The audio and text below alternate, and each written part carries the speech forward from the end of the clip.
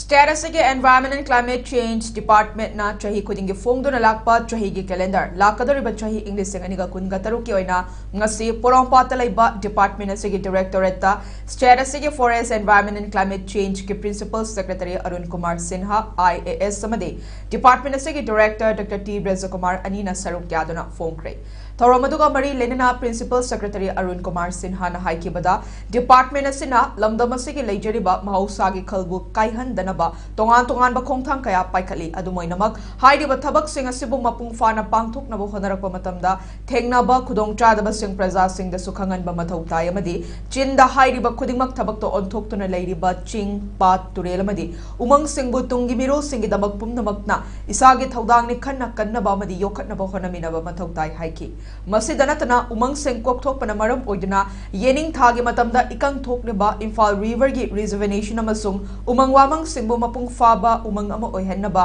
lengak asena khongthang kaya paikhatli haina phongtok khibaga loinana department asena chatliba chahi asida pangthokiba thabak thoram singi matangdasu wafam kaya thamki Whatever natural resources available, we are able to use them for our own livelihood or our own benefit.